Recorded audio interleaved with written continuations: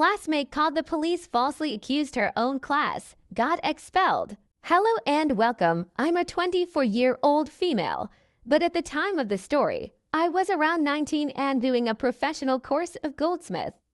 This story is about a 16-year-old female classmate being an entitled jerk that thinks she is the center of the world and tried to put me and the rest of the class in trouble for something we didn't do. Let's call her Jenny. Here's some things that you need to know about the school and the professional course for those who don't know how it works in your country. You may be wondering how a 15-year-old and a 19-year-old got to the same class. It's because my course is for those who haven't completed the 12th grade. Either because you just finished the 9th grade, you can choose a particular course for the rest of high school. Or you just changed courses, or for whatever reason you couldn't pass the 12th grade, which that was my reason in another course. Either way, that made my class age range vary from 15 years old to 23 years old. We had a problem at the beginning of the year because there weren't enough students in others' courses to form a class. The minimum is 10 students. So to solve the problem, the school decided to reunite all students for the others' courses to the main course of the school, the goldsmith one, until the others' courses have enough students. Then the students can ask for a transfer. So as you can imagine, not everyone was happy, Jenny included, and she often complained about it. Right, Jenny? Let's just go to the context of the story first. Jenny was having a hard time with her boyfriend and wanted everyone to know about it constantly. I felt bad for her at first because she would cry about him, but then she would have moments where she would check out guys on Instagram and say she was going to hook up with them, and that will show him boyfriend, and then continue to cry about him. SHW would also complain about the school, the teachers, her parents, other students for other classes, her whole life basically. Also, every conversation had to be about her and her situation with her boyfriend. Like, we get it, geez. I'm sorry that things aren't working out with him, but we heard it like 30 times in a single conversation. She also took a liking to me because I was nice to everyone and to her too at the first week of school. I had no backbone back then, and she took it to her advantage. We had a classmate that lived very close to the school, so we hang out sometime at his place during lunchtime. Jenny always found an excuse to not let me go with them even though I was invited, and even if I said no multiple times, I always gave up and go with her because I didn't want her to be alone, and for some reason, I wanted to be polite. I was a naive moron. Once, she took me to her apartment to show me something BTW. She said she lived close, but we walked for more than 15 minutes and I thought we were going to hang out. But nope, she forgot her keys to the mail or something and needed me to reach out for the letters because my hands are skinny and I have long fingers. I actually thought we were going to hang out at her place after that, but nope, we came back to school. So yeah, I've never considered her a friend.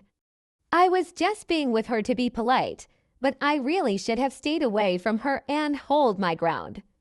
Now, the story you were waiting for. What happened to have the cops called on us? In the first class of the morning on that particular day, the teacher was doing the usual call.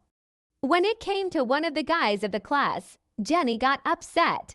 Jenny, oh no, don't say this name, teacher. Teacher, why not? We all looked at Jenny, puzzled. Jenny, it's the name of my boyfriend and I'm mad at him.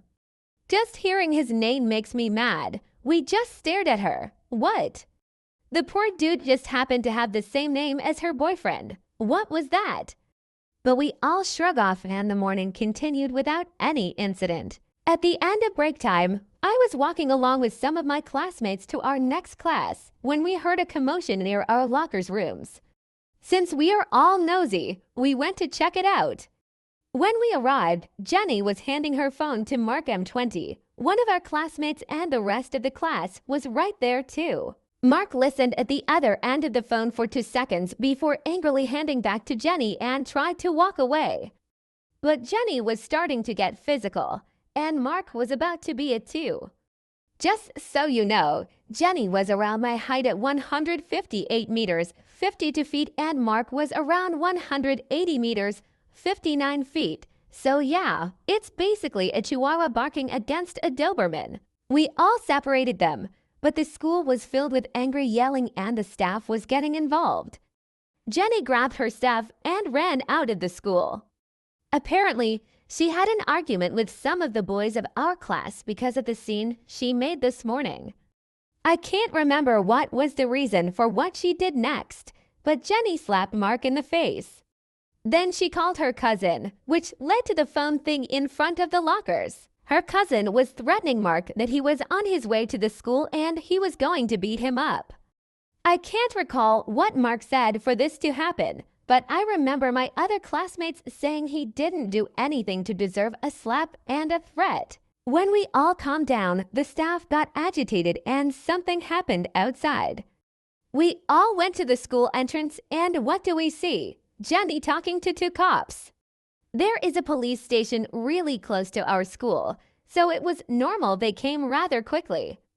But still, we were all shocked when we saw the cops. Why were they here? We watched the cops talking to Jenny, then to our director and our main teacher, and back to Jenny. We wanted to see more, but we were told to just go to class. Jenny's cousin never came as far as I know. Jenny came back at the afternoon break time. I was about to eat my delicious chocolate bread at the school bar when she just appeared out of nowhere. I asked her what happened for the cops to come, and she said to not worry about that. And you know what she did next? She asked to eat half of my chocolate bread. The audacity! I was so fed up with her, and I finally said nitrogen monoxide very firmly and took my precious treasure and sat somewhere else. I looked to see her reaction, and even if she had her back at me, I saw teacher talking to her with a concerned look on her face. I guess Jenny was crying, but I didn't care and ate in silence. She didn't come back after that. We got word of what happened to have the police to appear. Apparently, she claimed that we made a group chat on Instagram talking bad about her on back and she infiltrated the group to get evidence and we were all bullying her every day. We didn't do any of that, and soon, the police discovered that all of the account of the group chat was created by Jenny to get us in trouble. The school had enough of her and told her that while this incident would have her expelled, they won't do that but advised her to walk out of her own, as she wasn't welcome anymore. They didn't expel her because they wanted her to still have a chance to find another school that will take her in, since all of the other courses of our school didn't want her. I don't know what happened to her after that, and in all honesty, I couldn't care less. I just hope she got help because she was really crazy. That got me thinking, now that I'm writing this story ... If the group chat was already there with enough conversation and a bunch of fake accounts when she talked to the cops, then it means she was planning of taking action sooner or later. That was premeditated.